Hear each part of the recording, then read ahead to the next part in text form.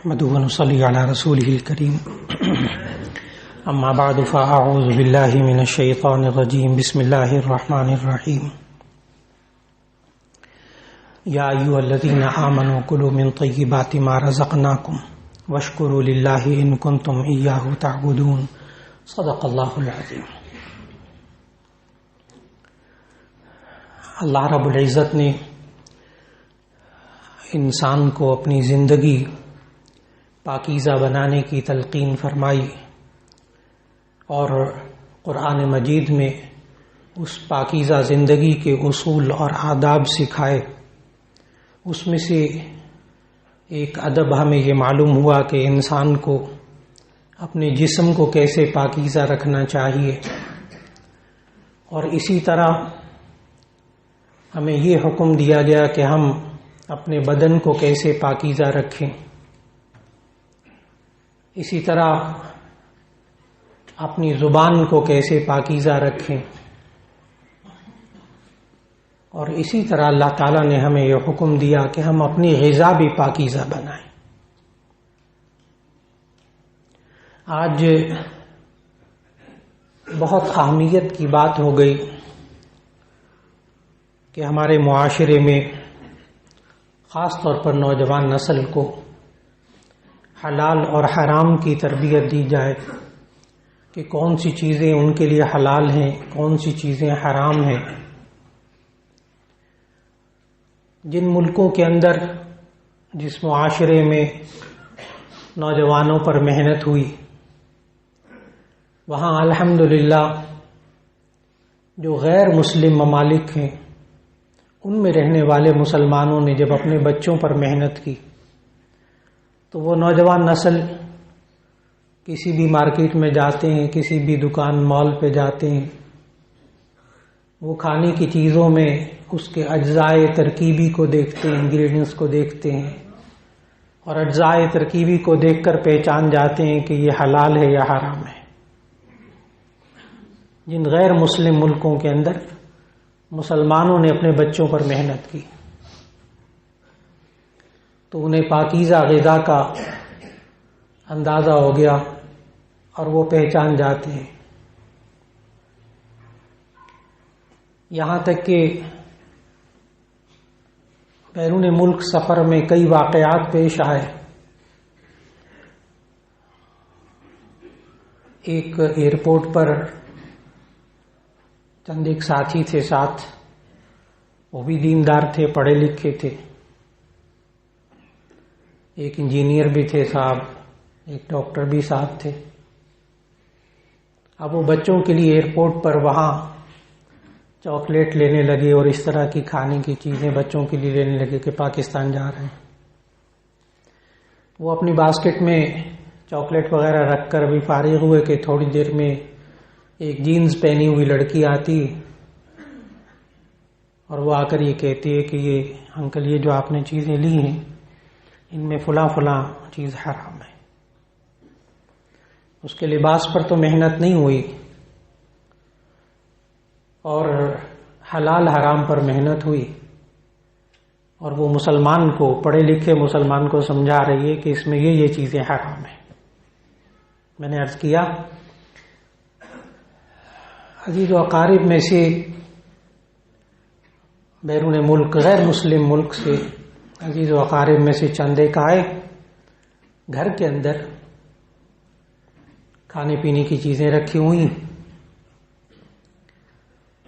تو جب ہمیں معلوم کہ ان کے ساتھ بچے بھی ہیں تو وہ کسٹرڈ جیلی وغیرہ عام گھروں میں بنتے ہیں، تو وہ بھی سامنے رکھا، تو جو باہر سے آئے ہوئے مہمان تھے ان کے بچے نے، 6-7 سال کا بچہ ہوگا، اس نے والد کے کان میں کچھ کہا، والد نے اجازت دے دی تو اس نے کھانا شروع کر دیا۔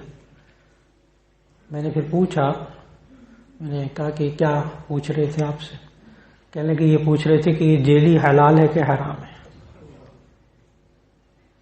ایک مولانا صاحب کے گھر میں مہمان آتے ہیں اور وہ جیلی کے بارے میں بچہ پوچھتا ہے اپنے باپ سے کہ یہ جیلی حلال ہے، کہیں جیلیٹن اس میں حرام تو نہیں ہے۔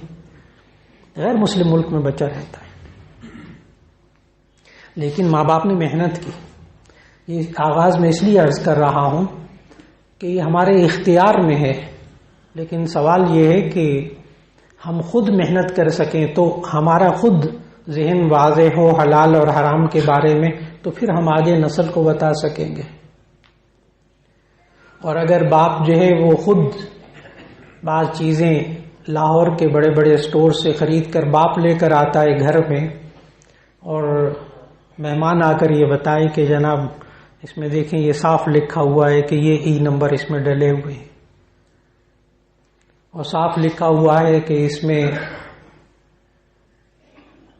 فلاں چیز ہے اور اس میں یہ شراب کے اجزاء ملے ہوئے ہیں، مشروب ہے اور بڑی دکانوں پر بک رہے ہیں، اور باپ گھر میں لا رہا ہے، بچے بھی پی رہے ہیں۔ بعض ایسے مشروبات جو کہ ماں باپ لحاظ نہیں کرتے اپنی زندگی کے اندر، بچے گھروں میں ان کھانے پینے کی چیزوں کو ماحول میں دیکھتے ہیں تو وہ قطعاً فرق نہیں کر پاتے، پھر وہ بھی پینا شروع کر دیتے ہیں، وہی حرام چیزیں، اور ایک ماحول بن جاتا ہے۔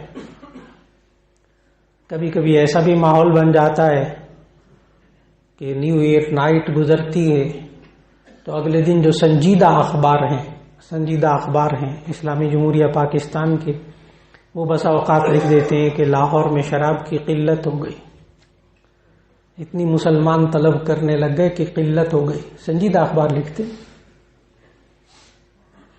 جب ماحول ایسا ہو جائے کہ حلال اور حرام میں تمیز نہ رہے، بڑے بڑے ہوٹلوں میں اگر خنزیر بک رہا ہے یا دوسرے ایسے جانوروں کا گوشت بک رہا ہے، یا کون سا سی فوڈ ہمارے لیے حلال ہے کون سا حرام ہے، جب ماں باپ کا اپنا ذہن واضح نہ ہو تو وہ بچوں کو کیا سمجھائیں گے؟ اور نئی نسل کی تربیت کو بہت زیادہ ضرورت پیش آ گئی۔ اور اللہ تعالیٰ نے قرآن مجید میں ہمیں یہ حکم دیا کہ یا ایھا الذین آمنوا کلوا من طیبات ما رزقناکم، اور دوسرا حکم یہ دیا کہ کلوا مما فی الارض حلالا طیبا، کہ تم جو زمین میں سے جو کچھ اللہ اگاتا ہے پیدا کرتا ہے، زمین پر جو نعمتیں دی ہیں ان میں سے حلال اور طیب چیزوں کو کھاؤ، یعنی حلال سے بڑھ کر آگے طیب کا بھی کہا گیا۔ حلال کا معنی حلال اور طیب کا معنی پاکیزہ۔ سب سے پہلے تو حلال چیزوں کو سمجھنا چاہیے کہ حلال اس کی ضد ہے حرام، یعنی جس چیز کو اللہ اور اس کے رسول صلی اللہ علیہ وسلم نے جائز قرار دیا وہ حلال ہے، اور جس چیز کو منع کیا وہ حرام ہے۔ اور طیب یہ ضد ہے عربی زبان میں خبیث کی، خبیث کا معنی بری چیز۔ قرآن مجید میں اسی طرح اللہ تعالیٰ نے ضدین کا تقابل کر کے بیان کیا، الطیبات للطیبین والطیبون للطیبات الخبیثات للخبیثین والخبیثون للخبیثات۔ تو طیب کی جو ضد ہے اپوزٹ وہ ہے خبیث، بری چیز۔ طیب کا ہم کہتے ہیں معنی پاکیزہ، اور خبیث کا ترجمہ کرتے ہیں غیر پاکیزہ، غیر پاکیزہ۔ حلال اور طیب میں کیا فرق ہوتا ہے؟ حلال اب ہم اس کو اپوزٹ سے معلوم کریں گے، اس کی ضد سے سمجھیں گے کہ حلال یہ ضد ہے حرام کی، اور طیب یہ ضد ہے خبیث کی۔ جو چیز حرام اللہ اور اس کے رسول صلی اللہ علیہ وسلم نے منع قرار دے دی وہ حرام ہے، اور جس کی اجازت دے دی وہ حلال ہے۔ پھر حلال میں سے بھی آگے جو ہے وہ ایک طیب ہوتی ہے، ایک خبیث بری ہوتی ہے، حرام نہیں ہوتی وہ، لیکن پاکیزہ نہیں ہوتی۔ بہت آسان مثال دینے لگا ہوں، آپ دودھ پیتے ہیں حلال ہے، لیکن وہی دودھ خراب ہو جاتا ہے، جس کو آپ کہتے ہیں دودھ پھٹ گیا، دودھ خراب ہو گیا، اسمیل آنے لگ گئی۔ اب وہ ہوتا تو حلال ہے، حرام نہیں ہوا، ہوتا تو حلال ہے، لیکن آپ کو پسند نہیں آ رہا، آپ کو برا لگ رہا ہے، تو یہ اب طیب نہیں رہا، اب یہ طیب نہیں رہا، پاکیزہ نہیں رہا۔ آپ آٹا گوندھ کے گھر میں رکھتے ہیں خواتین، اور وہ آٹا حلال ہے، اسے روٹی پکاتے ہیں، لیکن وہی آٹا تھوڑی دیر بعد خمیر اس میں اٹھتا ہے، باسی ہو جاتا ہے، بدبو آنے لگتی ہے، تو شرعی نقطہ نظر سے ہے وہ حلال، لیکن اب وہ طیب نہیں رہا کہ انسانی صحت کے لیے نقصان دہ ہے۔ معلوم ہوا انسانی صحت کے لیے اگر کوئی چیز نقصان دہ ہو تو وہ طیب نہیں رہتی اس بندے کے لیے، وہ پاکیزہ نہیں رہتی۔ بالکل اسی طرح ہم زندگی کے اندر دیکھتے ہیں پھل ہیں، اب پھل آپ استعمال کرتے ہیں، حلال ہے، اللہ کی نعمت ہے، لیکن وہی پھل گل سڑ جائیں، انسان کی صحت کے لیے نقصان دہ ہوں تو وہ ہیں تو حلال، لیکن اب وہ طیب نہیں رہے۔ میرا خیال ہے بہت واضح ہو گیا کہ طیب اور خبیث کیا چیز ہوتی ہے اور حرام اور حلال کیا چیز ہوتی ہے۔ اور اللہ کا نظام ایسا ہے کہ اللہ نے کھانے پینے کی چیزوں میں سے حرام چیزیں بتائی ہیں، حلال چیزیں نہیں بتائیں۔ بعض حضرات نے اس پر کبھی کبھی اشکال بھی کرتے ہیں کہ آپ لوگ حلال چیزوں کا ذکر کیوں نہیں کرتے، حرام کا ذکر کیوں کرتے ہیں تقریروں میں، بیانات میں۔ اس کی وجہ یاد رکھ لیجئے گا کہ اللہ نے حلال چیزیں ہمیں بتائی ہیں، حلال چیزیں کون سی ہیں، کہ اور چند چیزیں حرام کر دیں، چند چیزیں حرام کو اللہ نے شمار کیا ہے، حلال کو شمار نہیں کیا۔ پورے قرآن مجید کے اندر اللہ تعالیٰ کا یہ نظام اور نبی صلی اللہ علیہ وسلم کا یہ نظام، اور یہ اللہ نے ہم پر بہت بڑا احسان کیا ہے کہ اللہ نے ہمیں حرام چیزیں شمار کر دی ہیں اور حلال چیزیں شمار کر کے نہیں بتائیں۔ یہ اللہ نے ہم پر بڑا احسان کیا ہے، یہ اللہ بڑا رحیم بڑا کرم کرنے والا ہے۔ اس لیے کہ جو اکنامکس پڑھنے والے ہیں، معاشیات پڑھنے والے ہیں، وہ بہت آسانی سے، اور آپ حضرات بھی سمجھ جائیں گے بہت سے حضرات، کہ اکنامکس کا ایک قانون ہے کہ جس چیز کو شمار کر دیا جاتا ہے، گن دیا جاتا ہے، تو وہ محدود ہو جاتی ہے۔ جس چیز کو شمار کر دیا جاتا ہے، جس چیز کو کاؤنٹ کر دیا جاتا ہے، وہ لمیٹڈ ہو جاتی ہے، اور جو چیز شمار نہیں کی جاتی وہ لامحدود رہتی ہے، لامحدود، ان لمٹ رہتی ہے۔ تو اللہ نے حرام چیزیں گنوا دی، وہ لمیٹڈ ہو گئی، اور حلال چیزیں نہیں گنوائیں تو وہ ان لمٹ رہیں، غیر محدود، بے انتہا۔ اگر اللہ حلال چیزیں شمار کر دیتا نا قرآن میں، یہ تمہارے لیے حلال ہے، یہ پھل حلال ہے، یہ سبزی حلال ہے، اور یہ چیزیں حلال ہیں، یہ گوشت حلال ہے، باقی ساری دنیا کی چیزیں حرام ہیں، تو آپ مشکل میں پڑ جاتے، آپ مشکل میں پڑ جاتے۔ اللہ نے کتنا کرم کیا۔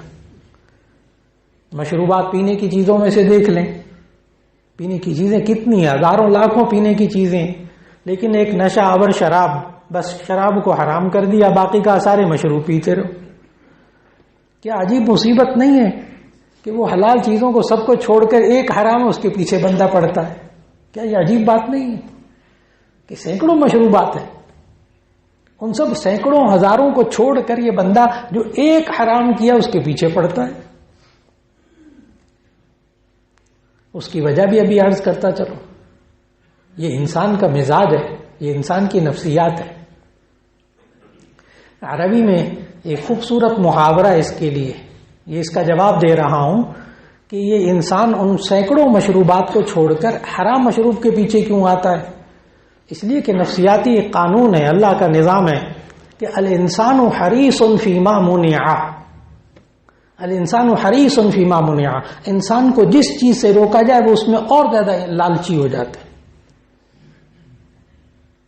جس چیز سے روکا جائے اس میں انسان اور زیادہ انوالو ہونے کی کوشش کرتا ہے، یہ انسان کا مزاج ہے۔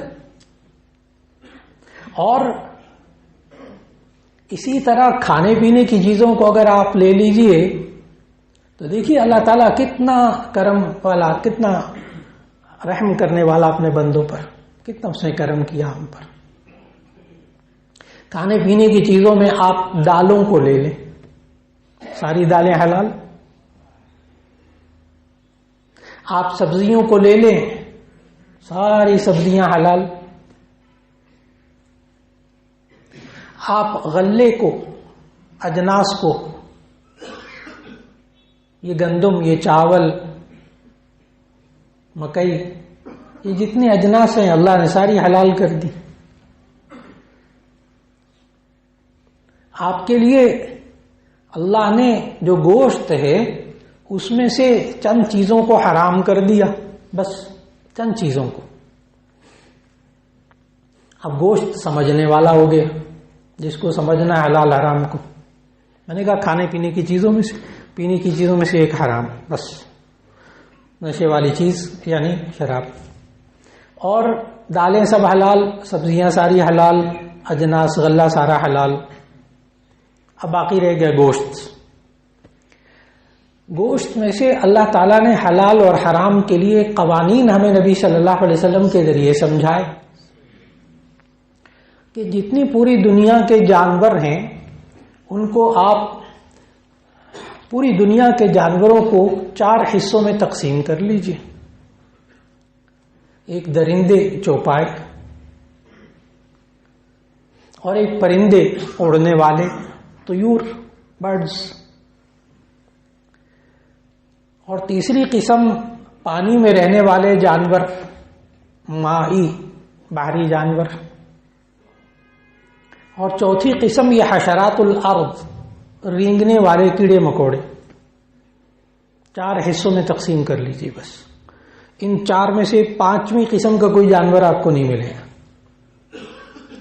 پوری دنیا کے جانوروں کا آپ نے 4 حصوں میں تقسیم کر لیا. ایک درندے چوپائے سارے 4 پایوں والے، ان میں درندے بھی ہیں غیر درندے بھی ہیں،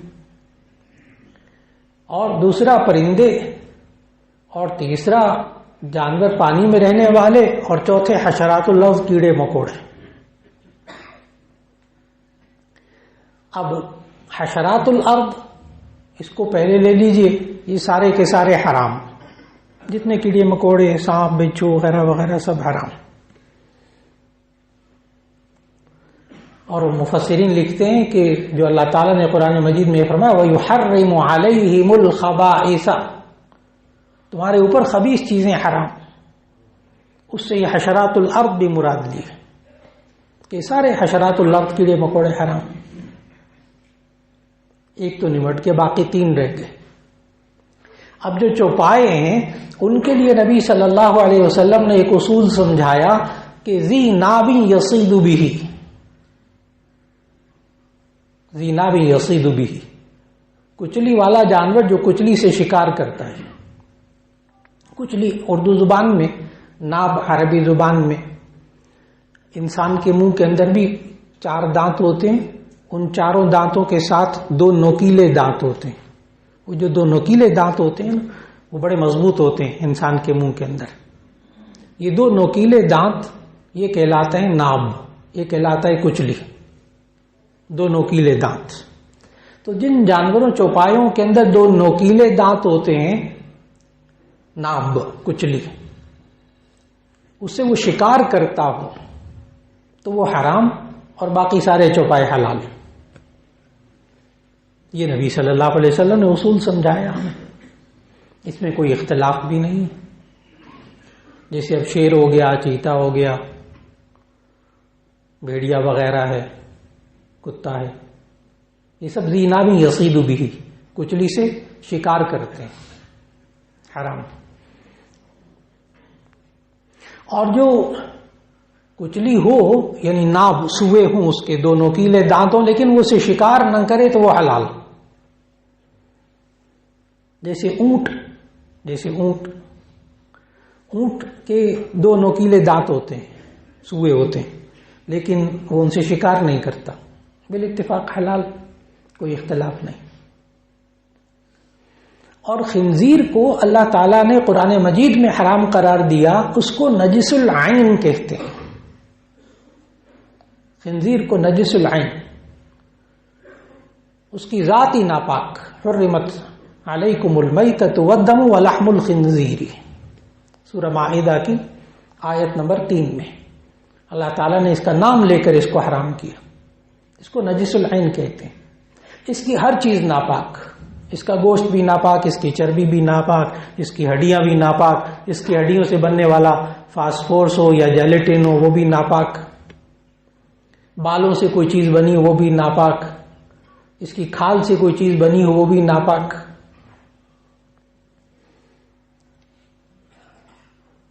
اب تو اس خنزیر کی کھال کے بنے ہوئے جوتے لاہور میں، پاکستان میں دکانوں پہ ملنے لگ گئے، خنزیر کی کھال کے بنے ہوئے جوتے، اس کے پرس ملنے لگ گئے، لیڈیز بیگ ملنے لگ گئے.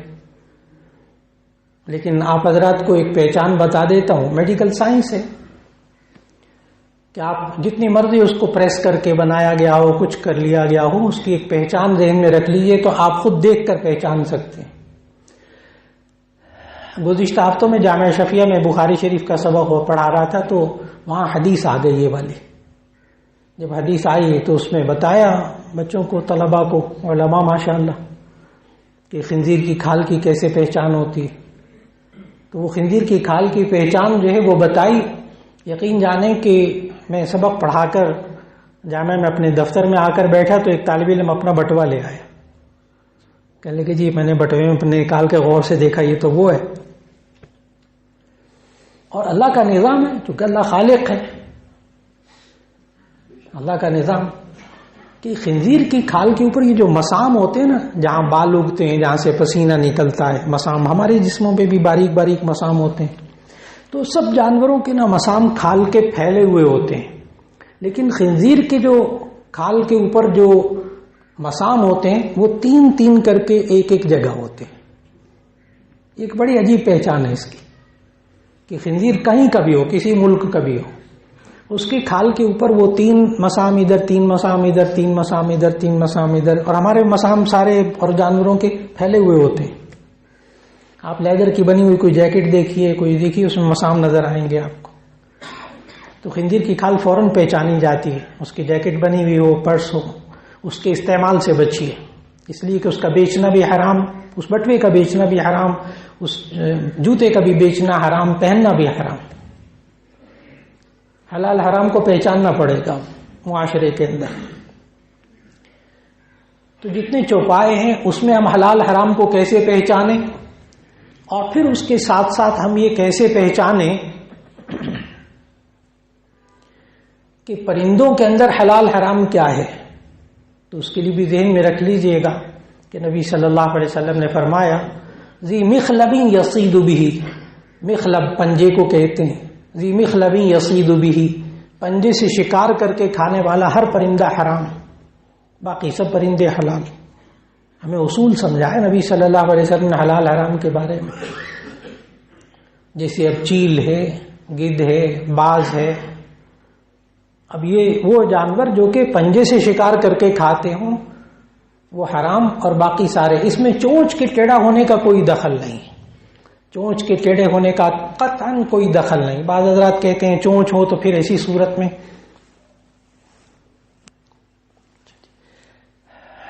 وقت مکمل ہوا چاہ رہا ہے، زائل ہو گیا. اس بارے میں التماس ہے کہ انشاءاللہ آئندہ جمعے میں اسی موضوع کو باقی جو حصہ رہ گیا اس کو مکمل کرنے کی کوشش ہوگی انشاءاللہ. آخر دعوانا الحمد